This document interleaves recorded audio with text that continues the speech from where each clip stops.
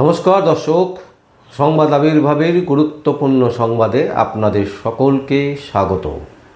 আমরা প্রত্যেক দিনের মতন আজকেও একটি বিশেষ এবং গুরুত্বপূর্ণ সংবাদ আপনাদের সামনে তুলে ধরব।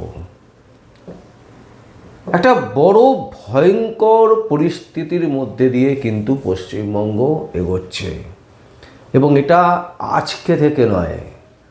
অনেকে হয়তো ভাবতে পারেন যে আমরা বলছি মানে আজকে থেকে কিন্তু নয়।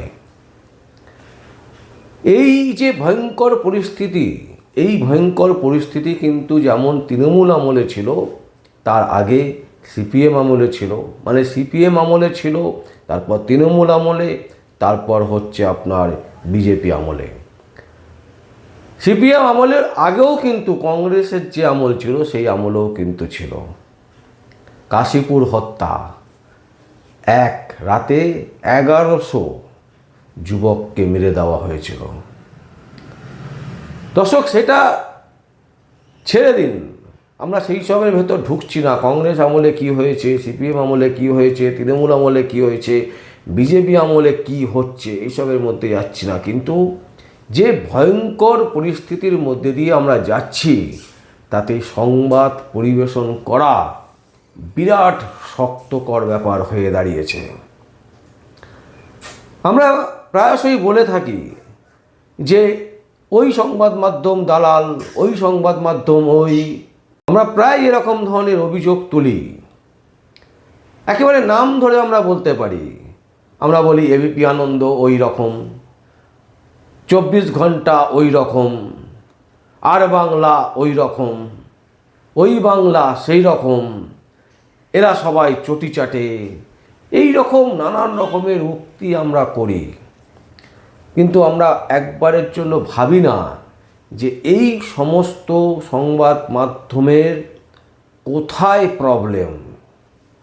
কেন বাংলার বুকে সাদাকে সাদা কালোকে কালো বলতে পারছে না বাংলার সংবাদ মাধ্যম? এবং শুধু তাই নয়, ইউটিউব চ্যানেলগুলোও তাই। আপনারা যদি দেখেন, বেশিরভাগ 99.99% ইউটিউব চ্যানেল কারোর না কারোর পক্ষ নিয়েই কথা বলে, এবং সেই সমস্ত সংবাদই করে যেটা পলিটিক্যালি যুক্ত এবং পলিটিক্যালি কানেকশান আছে, সেই সংবাদই তুলে ধরা হয়। এর বাইরে কোনো সংবাদ সেইভাবে পরিবেশন করা হয় না। এর কারণটা কিন্তু মারাত্মক, যেটা আমরা বুঝতে পেরেছি, যেটা আমরা হাতে নাতে প্রমাণ পেয়েছি।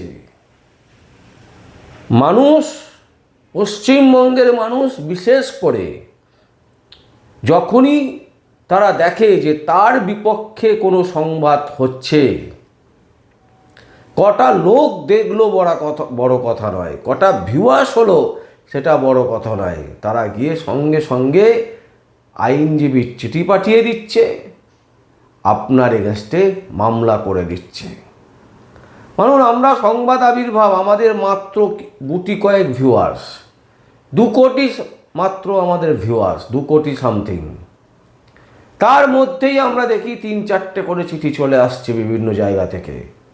কারণ ব্যক্তিগত কোনো নিউজ করলেই, ব্যক্তিগত খাড়ে, ব্যক্তিগত প্রবলেমকে ক্রিয়েট করে আপনার বিরুদ্ধে সে কোর্টে চলে যাবে, মামলা করবে, এবং সেই মামলার জন্য আপনাকে দৌড়াদৌড়ি করতে হবে এক জেলা থেকে আরেক জেলায়, এক কোর্ট থেকে আরেক কোর্টে।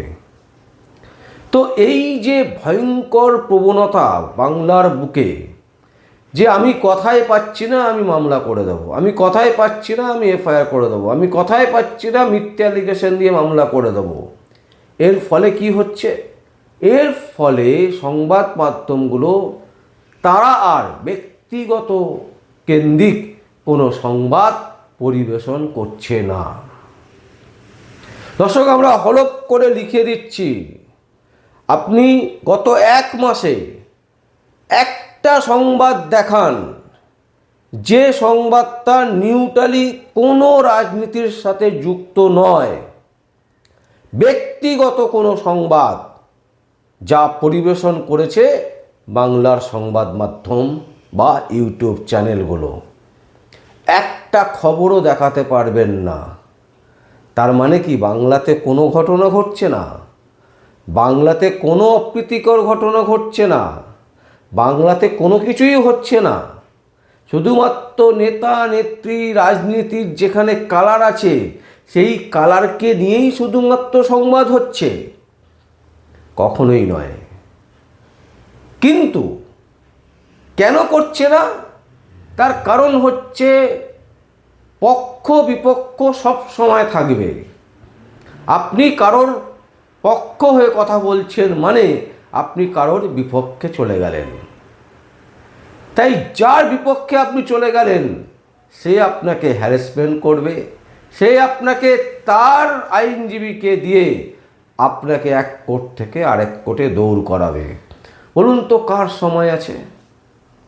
কোন সংবাদ মাধ্যমের সময় আছে যে এইভাবে কোর্টে কোর্টে দৌড়ানো, এইভাবে পুলিশি থানায় গিয়ে বসে থেকে ঘন্টার পর ঘন্টা বিশ্লেষণ করা যে কেন এই সংবাদ তৈরি করা হয়েছিল, কেন এই সংবাদ করা হয়েছিল? কারোর এত সময় নেই, কারোর এত, এবং যে সময়টা ওখানে দেওয়া হবে তাতে করে সংবাদ মাধ্যমের ক্ষতি। তাহলে দরকার কি আছে সাধারণ মানুষের উপকার করে? তাহলে দরকার কি আছে সাধারণ মানুষের সেবা করে? তাহলে দরকার কি আছে সাধারণ মানুষের কথা বাংলার সংবাদ মাধ্যমের মধ্যে দিয়ে তুলে ধরে? এই প্রবণতার কারণেই বাংলার সমস্ত বড় বড় সংবাদ মাধ্যম থেকে শুরু করে ইউটিউব চ্যানেলগুলো সাধারণের কথা কিন্তু তারা বলে না এবং আগামী দিনেও বলবে না।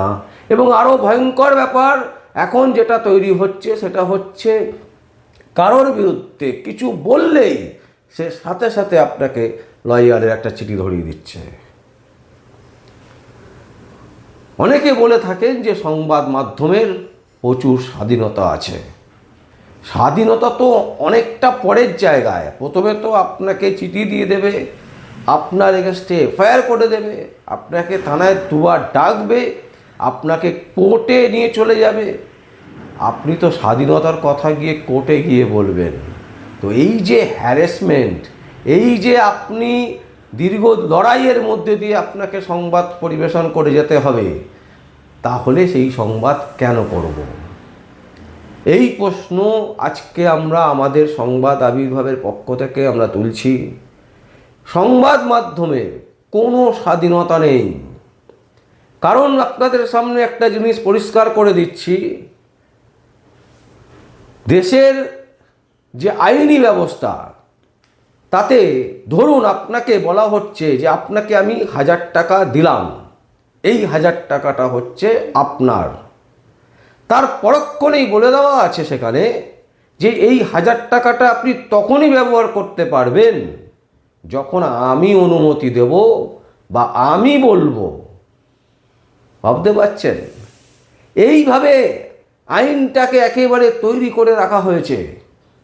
এই যে আমরা গলা ফাটাই সংবাদ মাধ্যমের স্বাধীনতা আছে, সংবাদ মাধ্যমের স্বাধীনতা আছে, সংবাদ মাধ্যমের কোনো স্বাধীনতা নেই। কোথাও লেখা নেই যে কারোর বিরুদ্ধে কোনো রকমের কথা বলা যাবে।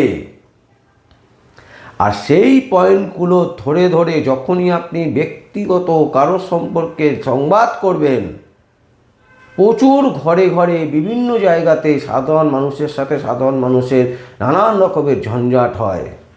কোথাও যৌন নির্যাতন, কোথাও হয়রানি, যৌন হয়রানি, কোথাও কোনো কর্মীকে তার মালিক টাকা দিচ্ছে না।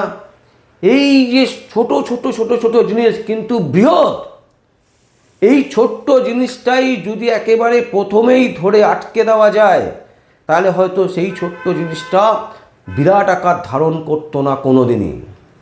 কিন্তু আমরা কি দেখি, ওই ছোট্ট জিনিসটা ঘটতে ঘটতে একটা সময় বড় ঘটনা ঘটে এবং তখন রাজনীতির নেতা আমলা থেকে শুরু করে সবাই ইনভলভ হয়ে পড়ে এবং তারপরেই কিন্তু বড় বড় সংবাদ মাধ্যম, বড় বড় ইউটিউব চ্যানেল সেখানে প্রবেশ করে। তার আগে কিন্তু কেউ করে না। তার মূল কারণ হচ্ছে তার আগে আপনি প্রবেশ করলেই কারণ না কারোর পক্ষে আপনার সংবাদটা যাবে, আর যখনই আপনার সংবাদটা কারণ না কারোর পক্ষে যাবে বিরোধী পক্ষ আপনার বিরুদ্ধে থানায় এফআইআর করবে এবং আপনাকে থানা থেকে কোর্ট, কোর্ট থেকে থানা করতে হবে। এই যে অ্যানালিসিসটা আমরা করছি, এই অ্যানালিসিসটা করার ক্ষেত্রে সম্পূর্ণভাবে আমরা মনে করি একেবারে প্র্যাকটিক্যাল নলেজ আমাদের হয়েছে।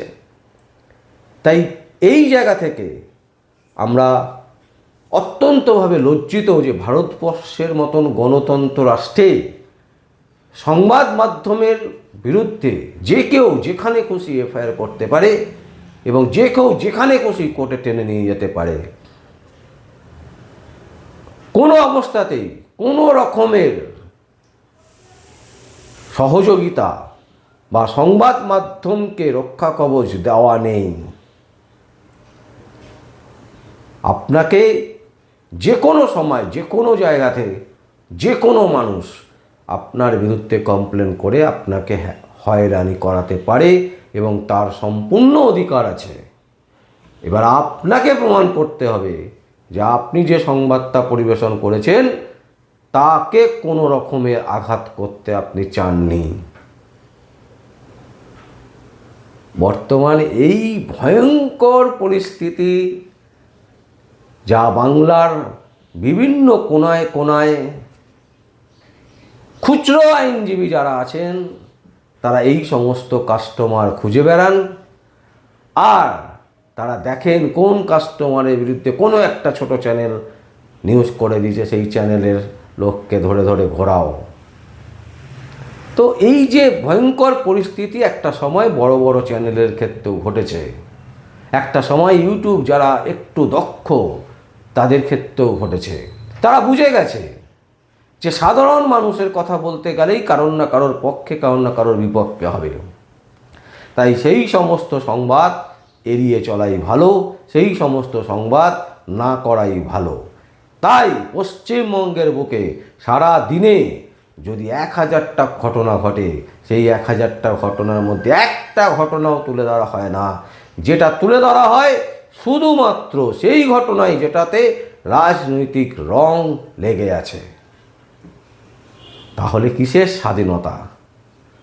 তাই দর্শক, আমরা সংবাদ আবির্ভাবের পক্ষ থেকেও সিদ্ধান্ত নিয়েছি যে পরবর্তীতে কোনো সাধারণ মানুষের যে সংবাদ যেটাতে রাজনীতির কালার নেই, সেই সংবাদ আমরাও আজ থেকে বিরত রাখব।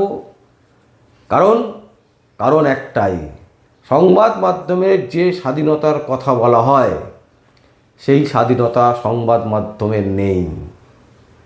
যেদিন সেই স্বাধীনতা সংবাদ মাধ্যম পাবে সেদিন অবশ্যই আমরা আবার পুনরায় সংবাদ আবির্ভাবের পর্দায় জোর গলায় চিৎকার করে সাদাকে সাদা কালোকে কালো বলে দেখাতে শুরু করব। ততদিন পর্যন্ত আমরা বিরত রাখছি। তবে হ্যাঁ, যেখানে কালার আছে, যেখানে রাজনীতির রং জড়িয়ে আছে, সেইখানে কিন্তু আমরা জোর গলায় চিৎকার করব এবং মানুষকে তুলে ধরব যে কোন কালারের জোর বেশি আর কোন কালারের জোর কম এই মুহূর্তে সেই সমস্ত দৃশ্য। দর্শক, আজ আমরা এখানেই শেষ করছি। আপনাদের যদি কোনো বক্তব্য থাকে, কোনো কমেন্টস থাকে, অবশ্যই আপনারা কমেন্ট বক্সে কমেন্ট করবেন। আর দেখতে থাকুন পরবর্তী সংবাদ আবির্ভাবে।